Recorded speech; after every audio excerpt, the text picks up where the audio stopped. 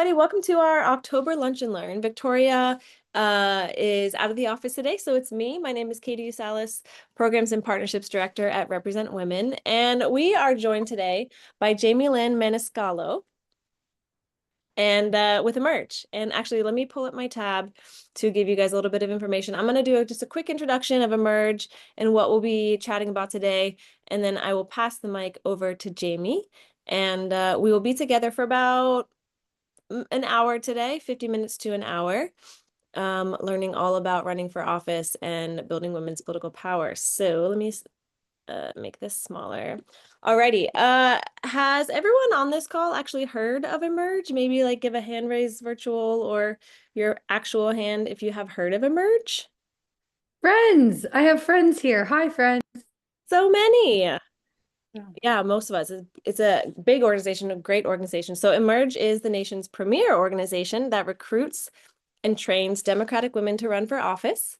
And Emerge is the only political organization that focuses on effective state and national, so doing both state and national programming that gives women the tools that they need to run and win, as well as building an inclusive sisterhood of alums and a network of alumni, staff, boards, and volunteers who are on the ground 365 days a year to support women through their candidacies and at every level once they're elected. I was actually just in DC and attended Emerge, was it called Level Up? The Emerge Level Up event in DC Yeah, during. so we have an annual event at Congressional Black Caucus Week, and it's actually to celebrate our Seated Together cohort. We have a specialized program called Seated Together that's specifically for Black women who are current elected officials that are going to run for higher office. So that's kind of like their celebration where we get to introduce the cohort to our extended national community. So yeah, that's our CDC event. It was awesome. And I'm telling you, like the sisterhood is real. It's very real. It's palpable. They're active, they're supportive. It's a really beautiful thing to behold. Hey, Kimberly, good to see you. Um, so that is Emerge. So during this Lunch and Learn, you will participate in a step forward training, which Jamie will tell you all about, which is designed to help you answer the questions, should I run for office? When and where should I run if that's something I want to do? And what does it take to actually lead a successful campaign? So that's what we'll be doing today, spending our time together. And if no one has any questions, I'm trying to think if there's anything Tori would say that I might be forgetting. Um, I usually join them, so I feel like you're good. I mean, okay. I come and hang out on these Okay, thank you. every month too. But feel Uh, free to speak up, raise your hand, put in the chat anything that you guys need. And with that, I'll pass it to Jamie. Hey folks, my name's Jamie Lynn. I'm based in Florida. God help me. I'm in Broward County, Florida. I'm originally from New York, and I have been working in Democratic politics since I was 18. I'm 35, so it's really half of my life at this point. Just so you know who's talking at you, I started with fundraising. I was a fundraiser for the DSCC, governors, things of that nature, and I was actually Governor Ralph Northam's fundraiser during the blackface scandal. I was his PAC director.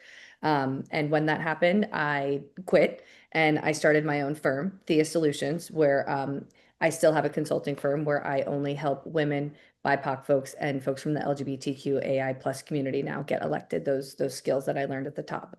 I've been part of the Emerge family since 2016.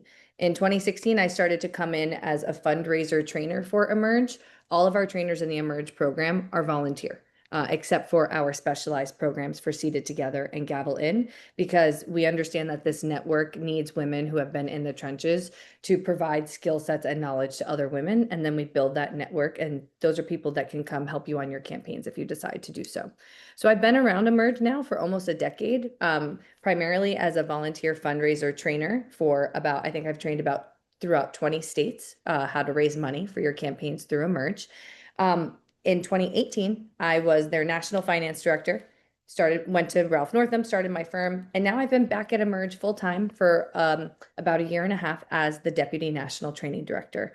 So Emerge recruits and trains Democratic women to run for office. I'm going to show you what I think is a way better introduction than anything I could give. It is a 2-minute video about what we've been working on since the election. So I would love to let you hear it from our own alums' voice, who we are and what we do. And then we'll take a few grounding breaths and we'll get into this training together. In 2016, women woke up to the fact that it was going to take more than voting to elect the first woman president and have women leaders at all levels of government. And Emerge was ready. After the election, our organization saw incredible growth. Women came to us from every walk of life and every state in the country wanting to learn how to run for office. Our organization rose to the occasion. In the next few years, we grew from 16 to 27 states. In 2018, we elected our first 5 members of Congress. Emerge alums made Nevada the first majority woman state legislature. We flipped Colorado, Maine, and Connecticut in 2018, and Virginia in 2019. We elected Emerge's first woman governor in Guam, showing the reach of our network. Then the world stopped. The coronavirus forcing millions more Americans into virtual lockdown. And we had to pivot. But Emerge was ready. We were the first organization to come out with campaigning through crisis. We showed women how to win campaigns, despite social distancing and stay-at-home orders. And Emerge grew. From 2020 to 2024, Emerge grew our network by thousands of women. We tripled the number of alums in office. Our congressional caucus grew even more. Emerge women made even more state legislative chambers majority woman. We elected our second woman governor. We launched innovative new trainings, including our award-winning program for women who want to run for judge, Gavel In. And Seated Together, our program for Black women elected officials who want to run for higher office. Donald Trump has been elected president. Mass layoffs of federal workers, the largest deportation program in American history. Massive tariff hikes. But Emerge is ready. Emerge is ready. Emerge is ready.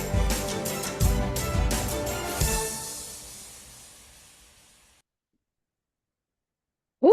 So I haven't watched that in a while, and that almost made me emotional to remember the impact that we're having right now. Don't know if you could tell there's almost tears in my eyes. Yeah, I see your hand raised. Please, what's up? Yeah, I just wanted to pass on this message that Kamala Harris is the product of Emerge. You know. You took my intro. Yes, that's the pièce de résistance. That's the best part. So Thank you. Are you in California? Is that how you know that, or you're just familiar with our org? No, I did for her campaign. So I used to attend all those meetings in the Zoom. So yes. Well, thank you for your work. I really that's awesome to know that you know that already. So we are Emerge, and yes, we were founded basically by Kamala Harris's kitchen cabinet from her run for district attorney. This is our 20th anniversary. So when she ran for DA, she found a bunch of smart women like y'all, women who knew the community and knew policy. They helped her put the campaign together. And then that kitchen cabinet formed Emerge California. And then we expanded to New Mexico and Arizona and Nevada, and then Nevada, depending on where you live, and then continue to expand across the country. So we do call Kamala is our original Emerge woman. So this training today, some of you are folks who work at organizations and may or may not ever want to run for office. This training for you today is one to witness how an Emerge training goes, how our virtual trainings operate, because ultimately we want you or folks you know to apply for one of our training programs. So Emerge, we are either in your state. There are 14 states where we have an executive director and a cabinet on the ground. But if you're not in a state with a full-time affiliate, you would take one of our virtual trainings. And right now applications are open, which we'll talk about at the end. If you or somebody you know is running and on the ballot in 2026, we have a 1-week boot camp, 7 sessions, all online at the end of January 22nd to the 1st. And if you're thinking about, or somebody you know is thinking about running for office in like 2 to 5 years, a 27 municipal onward, we have a 6-month virtual training program. Those are the same training programs that we run in the States, but I run them virtually for people who don't have an Emerge in their state. So today, this is our step forward training. We talk about what's your story, why is storytelling important to convey your message. We help you identify what is a passion and how can that passion connect to a position, and then how can you build that path to get ready to run. Can I see a quick show of hands? Is there anybody on the line out of the 15 of us who is thinking about running for office or is a current candidate or has ran? Just a show of hands. I see one hand. I see, is it Kiana? Kiana? Okay. Oh, we got a candidate for Colorado HD9 here. Hello. And then I saw one more other hand. I don't have all of your faces at once. Oh, Jennifer. Okay. Kiana and Jennifer, what states are we in? I'm in DC, but I'm not a current candidate. I'm just thinking of running sometime in the future. Awesome. Perfect place to start. You would take a virtual training anyway. And Kiana? Yes, Kiana here. I am running for the clerk of the Circuit Court of Prince George's County. Congratulations. I love to see you. it. We have an Emerge Maryland. I can connect you to Diana Emerson, the executive director. So make sure you grab my email after and I'll get you connected. Candidate for Colorado was here first. What's your name? Hi, I'm Monica. Oh, there we are.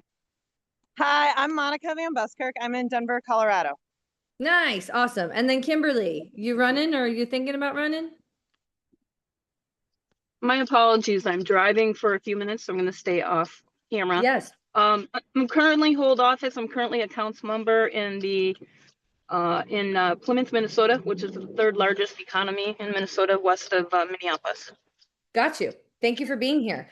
So the boot camp and our signature training, just letting you know, whether you're an incumbent gearing up for re-election, or maybe you got appointed to a position and this is your first election. We had the South Carolina Black Caucus chair, Annie McDaniels. She took seated together and then she decided, even though she had been sitting in elected office already for 6 years, she took the boot camp because she was looking at a campaign, a harder campaign than before. So this is for first-time candidates and also incumbents that just want to amp up their campaign tactics. So now that you're starting to think about running for office, the stories that you have about your own personal life are where your values come from. And then those stories and your personal values, 9 times out of 10 are the issues that you're going to want to fight for or work on policy around. So the issues that you care about is what connects you to your policies. So I care about women reproductive healthcare and the right to access abortion. And I live in Florida, which has a 6-week abortion ban, right? So I was working to defeat that with helping out with the ballot initiative. But the values that you have connect you to a greater vision. So the values of wanting to keep your kids safe in school, wanting to keep healthcare funded, that's because you have a greater vision of education for children means a productive society and a safe society, right? So your values connect you to a greater vision, and that's how you're going to connect with your constituents and voters, those greater values.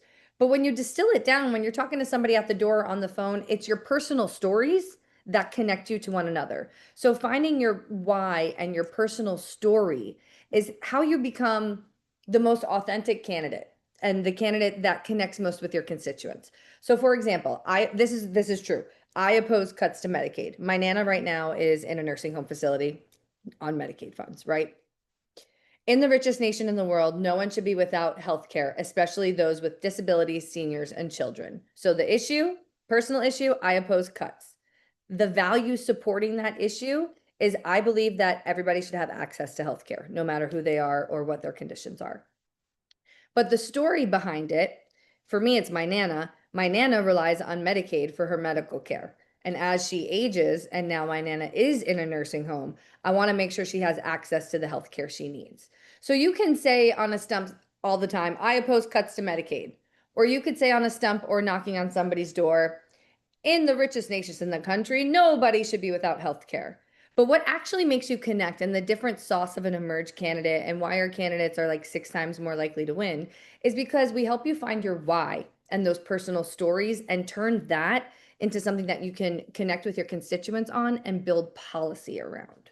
So again, stories are what connect us. And think about it. We are a society of stories. Before there was the news, how we pass down information was story.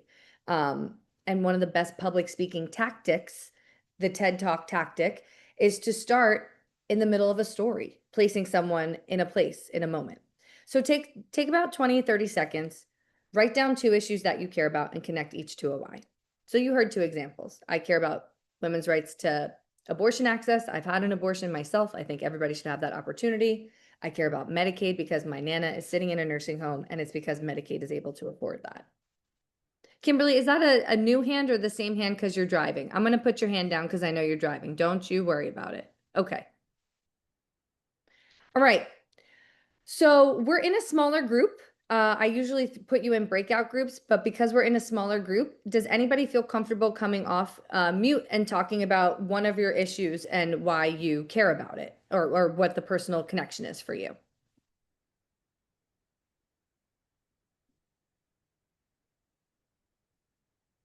I'll give it another 5 or 10 seconds to see if anybody's feeling brave. Alpana? And I'm sorry if I mispronounced it. Alpana. Alpana, Okay. my apologies. I'm very much concerned about, do you want me to talk about only reproductive rights or No, any other? whatever issue you pick, your issue. My main issue right now is to how to defend our democracy. And I'm working on that from last 8-9 years at the federal level mostly, state and local also, obviously. And what do you want to hear? Why I'm interested in that? Because that is What is a personal story? Why are you fighting for democracy? Why is that your number one issue? okay. Number one is, issue because I see our rights are taken away.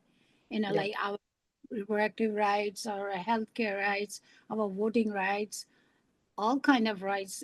They're taking away, and if they take over the dictatorship, then we might be losing everything. The normal person in the streets, they might be asked to stand up and sit down and then go to jail, and they have to go. That's what they're doing with ICE people, without any question, without any showing the warrant or anything. They're just arresting them without any identity.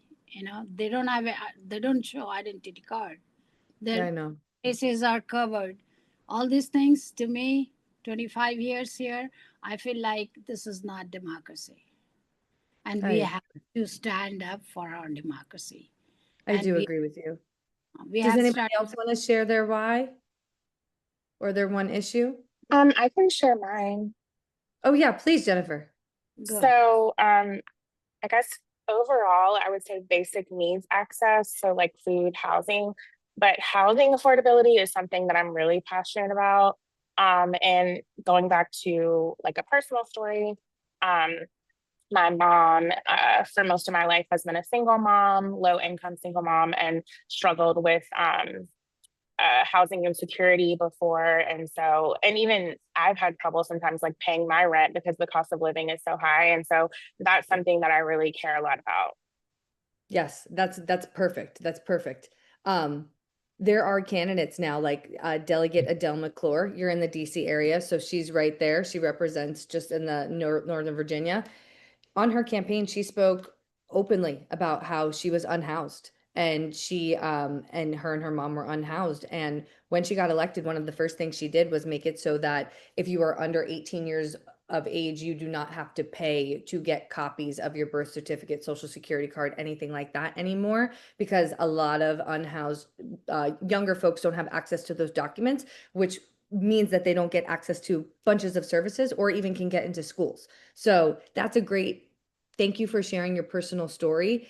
But that's the Adele example, is like, that was her personal experience. She ran on it and was honest about it. And as soon as she got in, one of the first policies she did was to help kids just like her, and that's the beautiful and she's an Emerge alum. Okay, we have a lot to go over. If you do want to share your other why, feel free to, your why and your personal story, please feel free to drop it in the chat. Katie, you had your hand up. Are you good? I'm all good. Yep. Okay, great.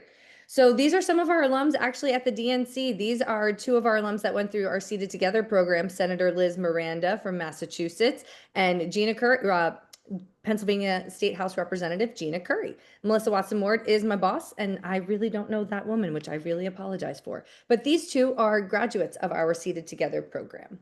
So what we're going to talk about now is what you care about, what your passion is, and what should you run for, right? Jennifer shared she cared about access to affordable housing. What I'm hearing is ward or city council, city commission, wherever you are, potentially state house, right? So for example, 3 different ways, 3 different passions that you might have that might propel you to pick your position. Representative Retta Brown is a state rep in Texas, also a graduate of the Seated Together program. She herself had issues about wearing her hair naturally as a Black woman. She got the Crown Act signed into law in Texas. Now, this is a cool example of the Emerge Network in general, because Representative Retta Bowers was in the Emerge class with Representative Gina Curry from Pennsylvania. And when Gina Curry met Retta Bowers, Gina Curry said, hey, I want to take that example of the Crown Act to Pennsylvania and pass legislation there. So it got through the House. I don't believe it got through the Senate yet in Pennsylvania, but that's an example of how when you get into the Emerge Network, not only can you trade campaign ideas, but as you move forward, it's a place to trade ideas about policy too. So that was one of the things that Retta was passionate about and pushed in policy. But you might want to run just because your neighborhood is the infrastructure of your neighborhood is not serving constituents. There might be potholes, there might be dangerous intersections, there might be public transportation services where budgets were cut and people can't get to work. So you might be looking at a run for Board of Supervisors, City Council, City Commission, maybe even mayor. Another thing, this is going again back to reproductive rights. This is Governor Katie Hobbs of Arizona. This is her signing the law that stopped the 1800 style abortion ban they were trying to bring back in Arizona about 2 years ago. But Governor Hobbs, before she was a governor, she actually was the executive director of Emerge Pennsylvania. So she ran Emerge Pennsylvania. She ran for state representative Emerge Arizona. She ran for state rep of Emerge in Arizona and became a state representative. And then once she was ready to run for governor, she actually made sure to reach behind her in the Emerge network and find a woman in her district who had been trained by Emerge. And that woman took her state representative seat. So at Emerge, we're very serious about like lift as you climb. Another example of this is in Michigan right now. Senator Mallory McMorrow is one of our alums. She's running for United States Senate. One of our trainees, one of our alums, Amanda Treppa, is running for state Senate in Mallory's seat. And Mallory just endorsed her this week, right? And Amanda was in a contentious primary. So those are examples of how this network can help you, and 3 different pathways as to why you might choose to run for what you want to run for. But you have to decide, what is your passion? Where do you want to have your impact? And how much capacity do you have? So if your passion is ensuring that kids are safe in school, and you're already a parent serving on the PTA with a tight schedule, but the school board meetings are once a month and you can make it, that might be a good place for you to sit and serve. If your passion is making sure that tax reform happens in your state, or that policy has changed around property insurance, and you have a lot of capacity, you have time, you have a flexible enough job and schedule to go to wherever your capital is and serve, maybe that is something that you have the capacity for and where you want to place your impact. But we don't want you to get tunnel vision. There's not just Congress and state rep. Y'all, 519,000 plus elected positions. One of our alums is a library trustee in Westchester, New York, and she is considering running for state house someday, but she was already an incumbent sitting as a library trustee, knows she wants to run higher, so she joined Emerge, right? You have to look up, there is a website, and I'll give you a moment to jot this down. It's called ballotready.org. You can go to ballotready.org and type in your address and then pick the year that you want to run for office. And it will tell you all the available positions that are open in your area. So it's ballotready.org. So if you're like, listen, I see everything that's going around me. I have no idea what I want to run for. I have no idea when I want to run. These are the first steps you need to take. You need to think about, what is your personal why? What is your capacity? And taking those 2 things into consideration, go look on Ballot Ready and see what positions might be opening up in your neighborhood. So when it comes to where you physically want to run, do you want to run where you currently live? Or maybe think about moving back to where you had a business, or moving back to where you grew up as a kid? Or is it as simple as, you have lived in this community for 35 years, but the House district that's going to be open in 2026 is 3 blocks down, and you were thinking about getting a new apartment, a new house anyway, right? So those strategic thoughts of that wouldn't be moving out of the it might be changing districts, but you'd still be living in the same community potentially where your kids went to school or where you've been working forever. And you have to remember that your constituents are going to be your boss. So who do you want to work for, right? When you are serving as a school board member, your bosses are mostly parents, teacher unions, right? Administration. Whereas if you're running for state rep, you're talking to a lot of advocacy groups, lobbyists, and then, of course, the most important person, the voters. Tons and tons of voters, thousands of voters when you're a state or sitting in a state house or state senate seat. And then you need to have, we recommend that you have a strong base to help you win. We're not saying you have to have a ton of donors and all the volunteers. We mean a strong base of just like human beings who know you, love you, and will support you, because campaigns are hard. So, not all family is blood. Where is your chosen family? Where is your support network, right? Where will you feel safe and secure running? And if you don't have that yet, can you build that base? Can you start going to some rec groups or some book clubs or some art studios, whatever you find joy in, to start to build that base even outside of the political realm? And this part about being strategic, that's where I meant you might be sitting in a house or an apartment right now. You might want to move 4 doors down, literally in some cases. Some districts are divided by a street, so you can be strategic. These are things we want you to consider about timing. If you're a first-time candidate, sometimes the quote-unquote easiest way to run is an open seat. Somebody retires, or the incumbent just, or there's redistricting, so nobody's ever served in that district. It's a new district.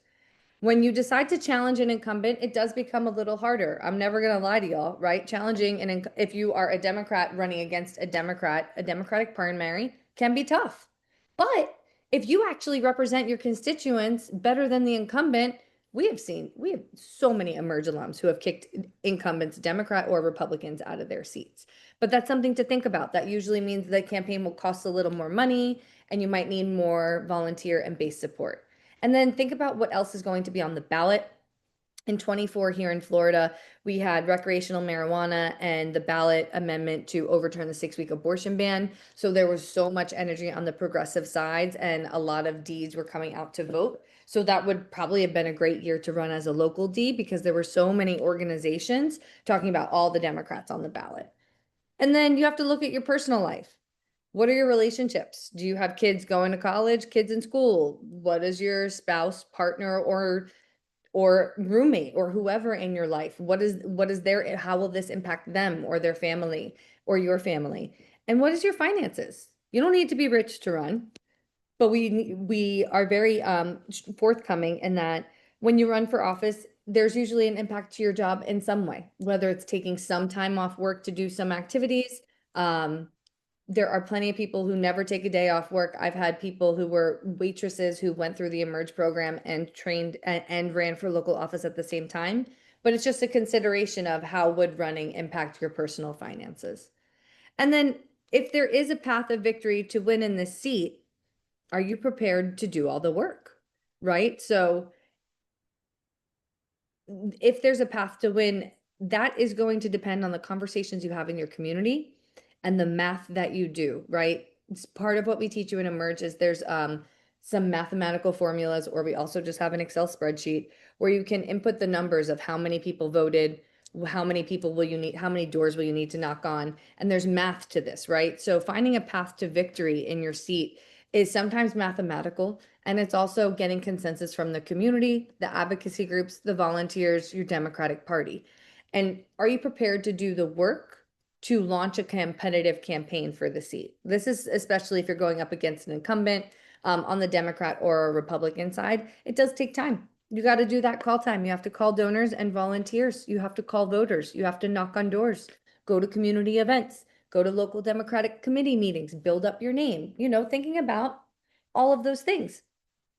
And then can you make the compelling case for why you're the best candidate for this seat? I think that's pretty straightforward. And I think that if you're here today, you probably can, because you're showing up to learn right now, but that's something to think about. And then if you lose, I'll be the first to tell you it's not the biggest deal in the world.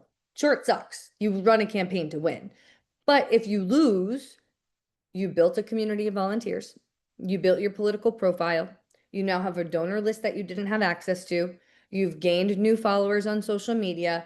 You've had a chance to hone your stump speech and your campaign messaging. You've had a chance to test out those messages and see what resonates with the community and doesn't. And I already talked about her, Black Caucus Chair of the South Carolina Legislature, Representative Annie McDaniel. Y'all, she ran 5 times before she won. 5. But now she's like one of less than 5 Black women in that chamber, and she leads as the Black Caucus Chair, and she's a badass lady. So just because you lose doesn't mean you're always going to lose, right? You can keep building up that momentum. And she was in a deeply red area, right? So not everybody lives in a blue bubble. So if you are in a red area, you may or may not lose the first time, but that doesn't mean you shouldn't try again, because it might be the first time your community has had a chance to vote for a Democrat in 30 years, and they don't even know what that means, right? So they have to get to know you. And then costs, what are the costs of running and losing? We just kind of went over that. And we talked about how many people have ran and lost. So you can drop it in the chat or just come off mute. What seats are we thinking about running for, y'all? We have a candidate for State House. Monica, you're up in 2026? Yeah? Nice. Anybody else want to share? It's a Democratic primary, so good luck, girl. We got our boot camp. I'll send you the application to the boot camp. We have our boot camp at the end of January. We could help you out to get turbocharged if you need it. Nice. Anybody else want to share? Kiana, do you know what you're thinking yet? Yep, Clerk of Circuit Court, Prince George's County. That's right. I'll send you the gavel in stuff because that's the judicial training. Is clerk of court partisan or nonpartisan? It is nonpartisan. Okay. That's our gavel in training is through Emerge Action Fund. It's a nonpartisan training. So cool. Awesome. Great. Okay. So this is our president, Ashanti Golar. This is actually a level up event, not this year, the year before, celebrating at the CBC. So this is the most important part, and we'll cruise through this so we can talk at the end. How do you prepare yourself personally and professionally? All right. So do y'all know, are we familiar with Honorable Deb Haaland?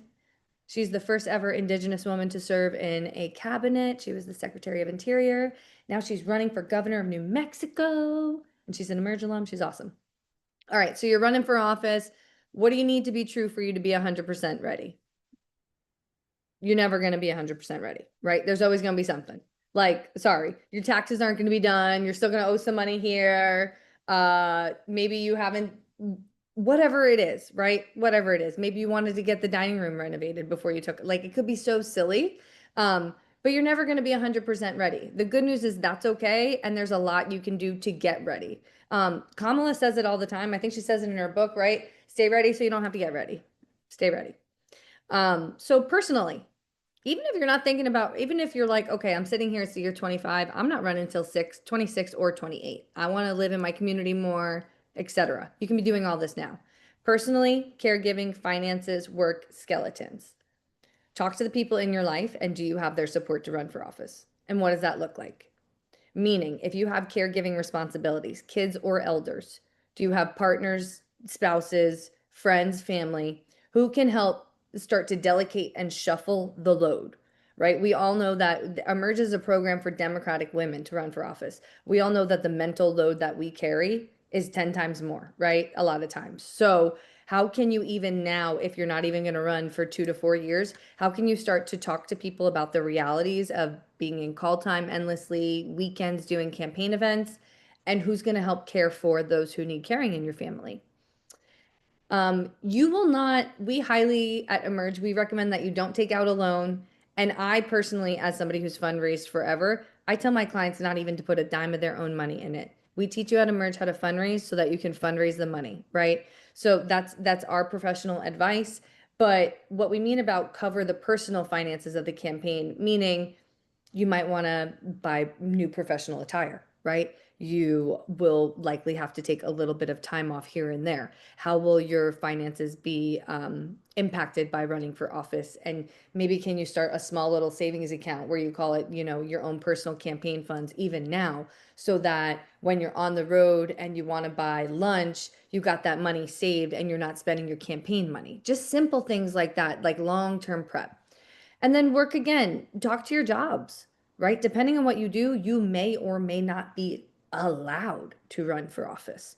Some people like have worked for state hospital systems that were connected to universities and they wanted to run for Congress, but that impacted their jobs because they would be giving federal funding type thing. So just make sure you talk to your employers. You don't want to get yourself so excited and get so much in line and skip that crucial step of like, hi, am I allowed to run for office?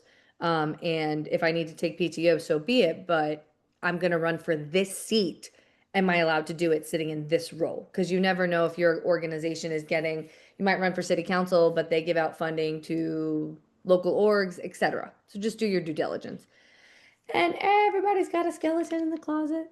Everybody did something as a kid or whatever, or divorces or whatever. You know, I have a cute little expungement myself, whatever, we be honest. But it's not, oh my God, I can't run. Oh my God, I have to go trauma dump and think about everything that happened to me. No, no, no. This is, what are your 5 skeletons that if people found out about them, whatever, however you want to feel, and what are your answers to them? This is what we teach candidates in the Emerge training. If the skeleton in the closet, we'll use the Stacey Abram example. Skeleton in the quote unquote skeleton, not a skeleton in my opinion, but they blew it up to be. She has massive credit card debt. Okay. And I loved how Stacey dealt with that. She said, yes, I am the first person in my family to go to law school and have student loan debt and credit card debt. And yes, I have credit card debt because I am the first one to make it and I have been helping my family. And I am actually more relatable to my constituents because I understand what it feels like to have a 25% interest bill every month, right? Like that, when we talk about values, passion, and personal story and connecting. So we just advise that whatever your skeletons might be, have a written down answer that you can like rehearse in your head, that if someday you're at the gas pump and you're running for United States Senate and somebody catches you at the gas pump with one of those little microphones for a TikTok, you have an answer because you've known what the skeleton is and you're not scared of it. And then making sure that your team is aware of it too. So out of these 5 things, pick one thing and start working on it, right? Start working on it now. What is one thing that you can prepare yourself as a human to get ready to run, and write that down for later. And then how to prepare to become a candidate. Get informed, get involved, get the skills, be resilient, practice delegation. I'm going to start here. We already talked about this. Maybe you let go of how things are loaded in the dishwasher, and that is the start of your practicing of delegation, right? Like maybe you let people fold clothes in a certain way. I know these sound really menial, but it's like, this is my yoga teacher mind too. This is the rewiring the neurons in your brain. Start delegating very small, simple stuff that you feel like nobody else can do, even before you're a candidate, so that when it is time to let other people maybe write an email in your voice or write a social media post, that you're okay with just reading and approving it, right? Starting to delegate now. If you decide to pick one issue, Jennifer, you care about housing affordability. Let's say you choose Monday, Wednesday, Friday, you're going to spend 30 minutes reading about housing affordability in the DMV area. You will become an expert. First of all, most people don't read, period. Second of all, most people are not consistently reading different sources on the same topic. So that is something that you can do scrolling on the phone in bed rather than doom scrolling. Prepare yourself on a topic. Get involved. Join your local Democratic committees. Maybe if you are a member of a sorority, get more involved, get back involved. A junior league, maybe that's not in my area. The junior leagues aren't really a Democratic vibe, but find a group, find your people, go to your yoga studios, go to your gyms, whatever it is.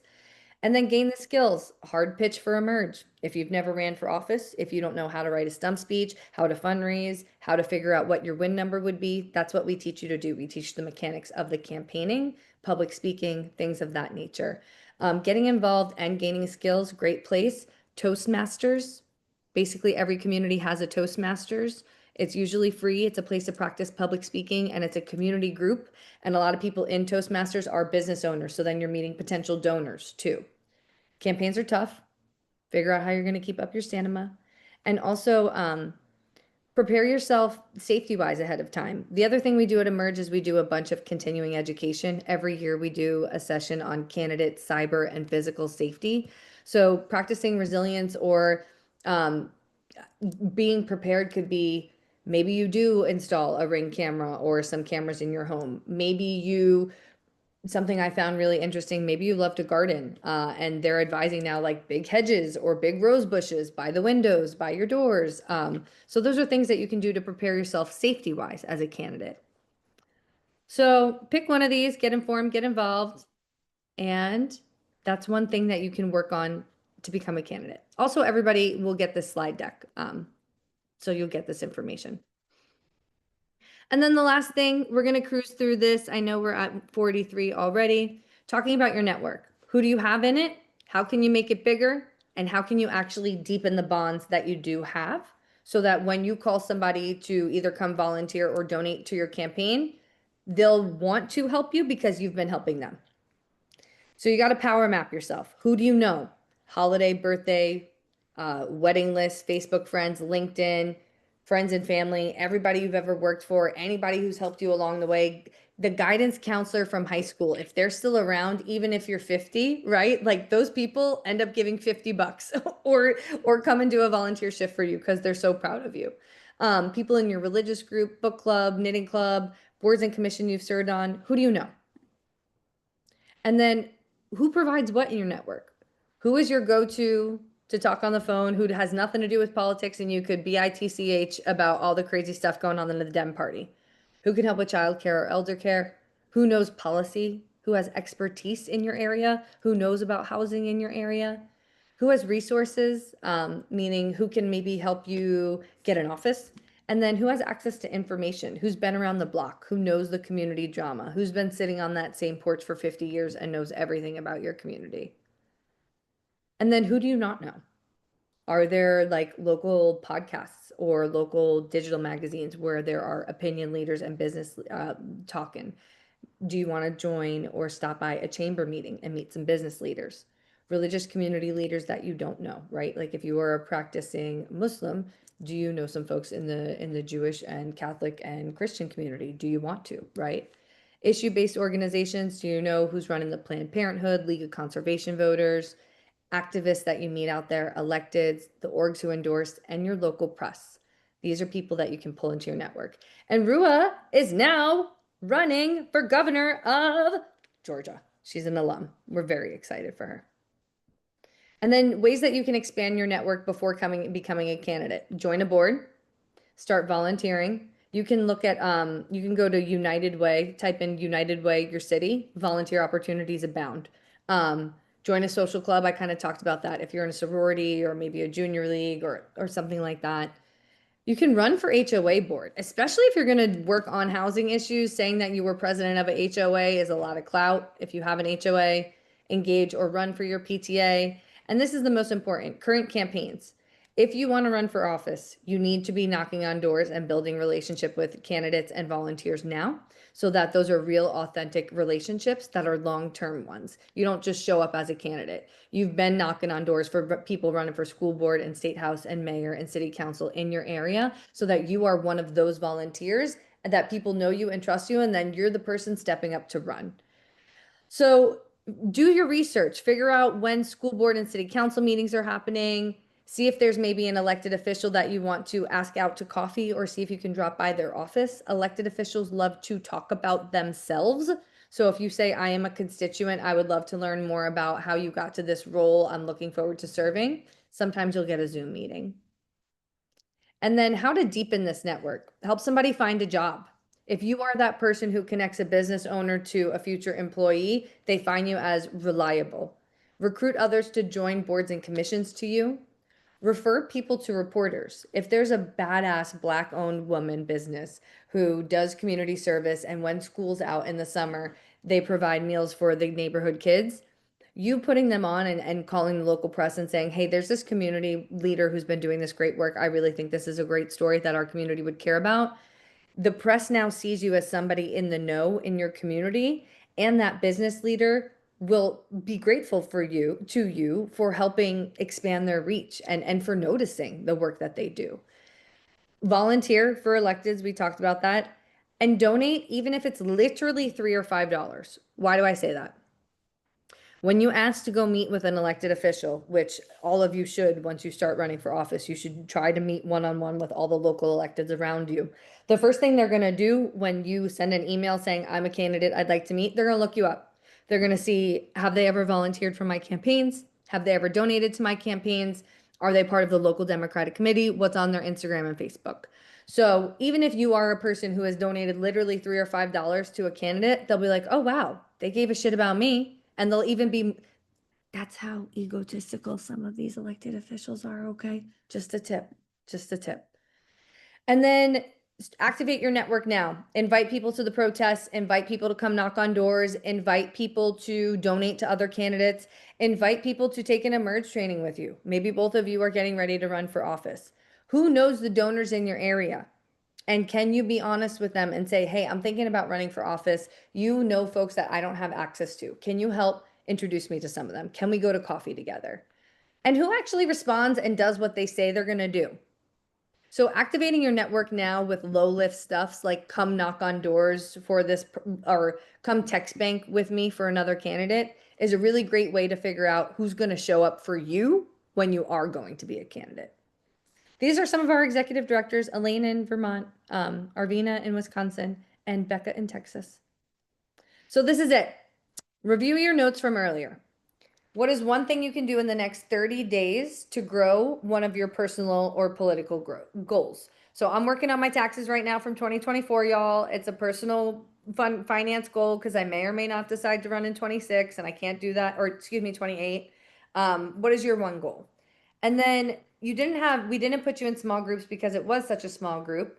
But if there's somebody in the group that you feel you want to DM right now and ask to be your accountability buddy and check in with them and ask them, hey, can I have your email address so you can be my accountability buddy so that we can check in with each other in the next 30 days to see if we're keeping up? Please pick your accountability buddy. Okay, so this is where we get to talk about questions.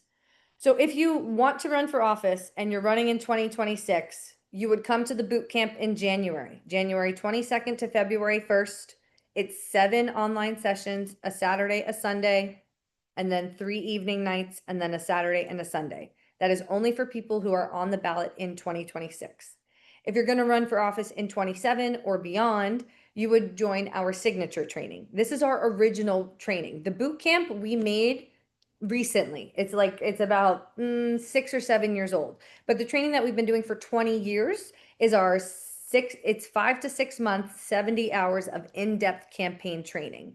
So whether you live in a state with an emerge affiliate or if you don't, I am leading both of these training virtually. So we have our boot camp, and then the signature will run from February to June of 2026, all online. So let's chat. Questions about running for office, preparing, questions about emerge. I'm going to drop some links in the chat. And I see that the chat has been going off. So tell me. Oh, okay. So there's usually a membership for Toastmasters. If you have questions, come off mute. I'm just reading the chat.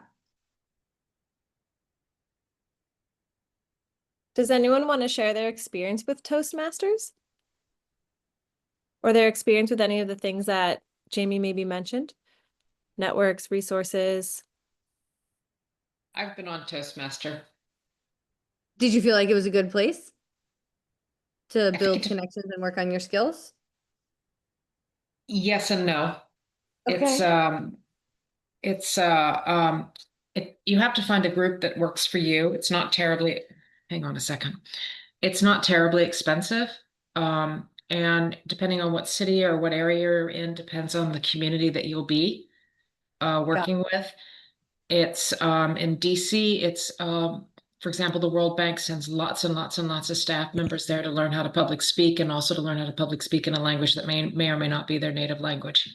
So it depends on where you go, and I've been to Toastmasters in Macedonia. They're different depending on where you are. it's a very, I will say it's a very structured way of learning how to public speak, which has a very, the word the word is, it's almost it's formulaic, which can be incredibly effective. It's also very recognizable. So, but it's a really great community. I had a good experience there. It was one of the first times I challenged myself to speak in public, really preparing, which is great Right. for those who procrastinate. That may be more information than any of you wanted, but you asked. No, that's what we're here for. And the one other thing I wanted to comment on was, when you talked about our skeletons in our closet, you know, we live our lives, we all have issues that we may or may not have been thrilled about. But I was hoping that you would also follow up with the comments about, by the way, if you go to Toastmaster, they teach you to take the ums out of your speech. So, which I'm doing right now. But I was wondering if you could comment on the accountability that women candidates tend to hold ourselves to more so perhaps than other candidates, male candidates, or thinking that we have to prepare before we actually do it. You did touch on that a little bit, but I put those two actually together. Yes. Thank you. Thank you, Kate. Thank you for your comments. Thank you for talking about Toastmasters. It sounds like you've had a really cool life to have done Toastmasters in Macedonia. A few things about that. Women, there was a study done that we always quote, and it still rings to be true. Women need to be asked to run for office 7 times. And the pipeline study says that women of color may need to be asked to run for office 21 times. Whereas if you ask a white dude to run for office, he'll file the paperwork with his eyes closed and think he's the best. Right. So when it comes to skeletons in the closet, the other thing I want to just be very straightforward about is we're in a different political age. Our sitting president is has 34 convicted felonies, right? So whatever skeleton you might have, as long as you talk about it in a relatable and honest way, I know that there is the reality that women are judged harsher. I know that there is the true reality that women of color even experience more judgment in the political atmosphere. That's real. I'm not going to brush that aside. But being honest and authentic and connecting is still the best way to get over any quote unquote skeleton in the closet. We had Albana and then Kimberly next. Yeah, I have to hop in another meeting right now. So just I would like to say that I will be in touch with you. Ask a few questions that I don't know from you, if I'm eligible or not. Yeah. What's your question? Not right now. I don't have time, but I will. Oh yeah, sure. Send me an email. You have my email in the chat? Yes, that's what Please. I want. Thank you. Yeah, nice to meet you. Thank you for coming. Well, thank you. Kimberly?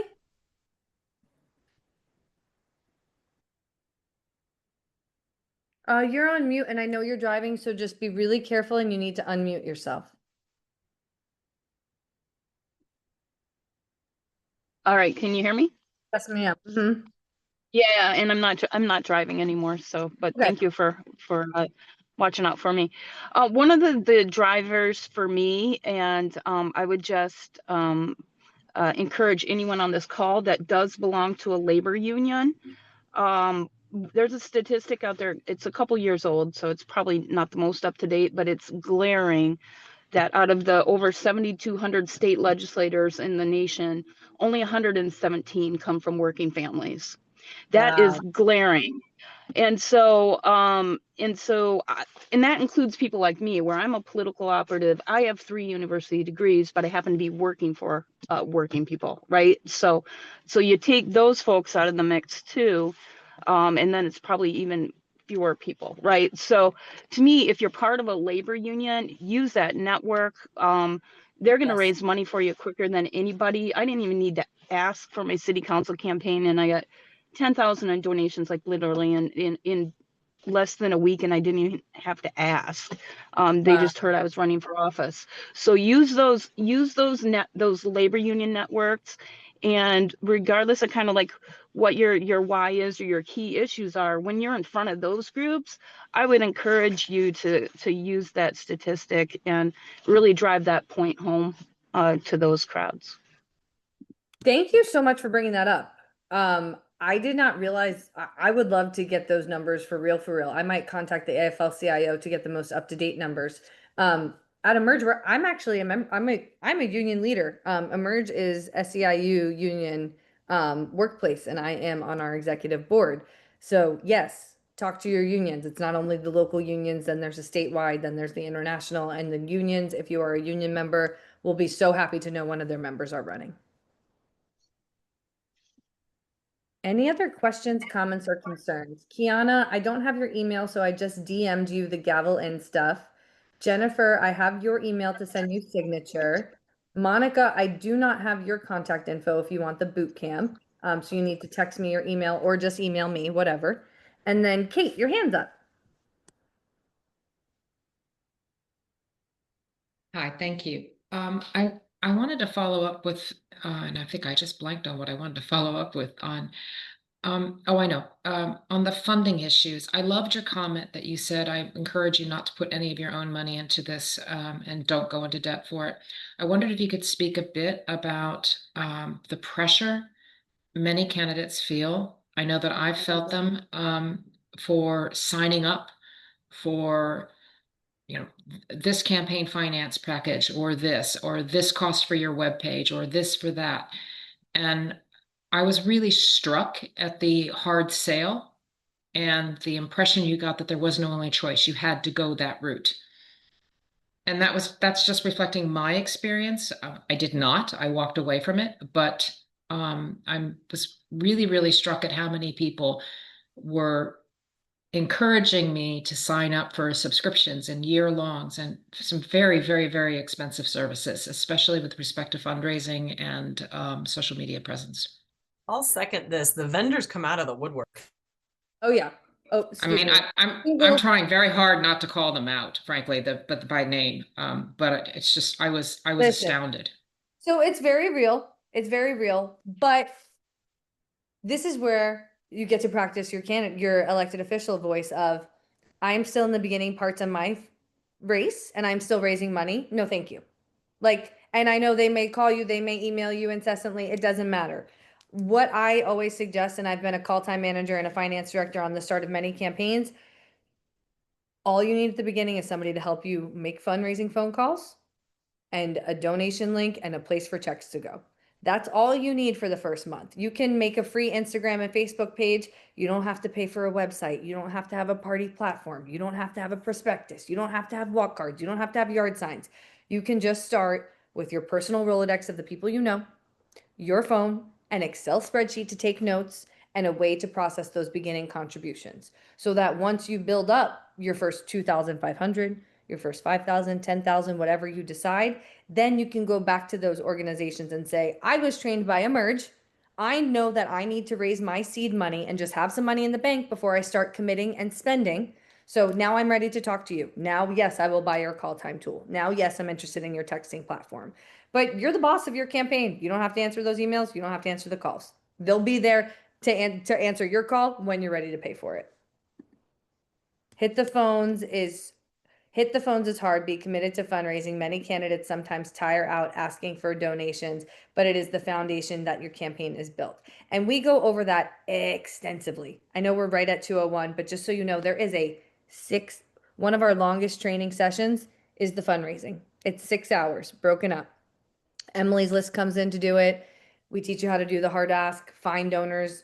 We've helped so many women who do not come from wealthy networks build networks to raise money. And that's what we can teach you how to do. So thank you for having me. Yeah, thank you, Jamie Lynn. Thank you for being here. And thank you, Brittany. Brittany has worked on campaign. She's a super experienced campaign leader for candidates. And so she definitely knows her stuff. It's good to see you here, Brittany.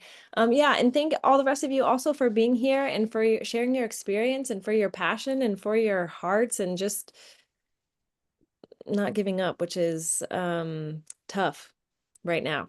It's tough not to be overwhelmed. It's tough not to just want to crawl into a hole. And anyone who wants to do that, there's no shame. either. But thank you all for joining. We do have to wrap it here. Thank you for being a member of the Women's Power Collaborative. And we are working on our November Lunch and Learn and the date as well. And apologies again, I am not usually the person in this role, so thank you for bearing with me as well and filling some gaps from our team. But just keep your eyes peeled on your email, in the collaborative, on the platform. Yes, there's Jamie's email in the chat. We'll leave the webinar open for a little while longer, and feel free to sign off whenever you're ready. Just in case folks want to kind of scroll back through the chat, I won't close it out for another minute or so. But this officially wraps our October Lunch and Learn, and enjoy the rest of your day, everyone. Thank you so much.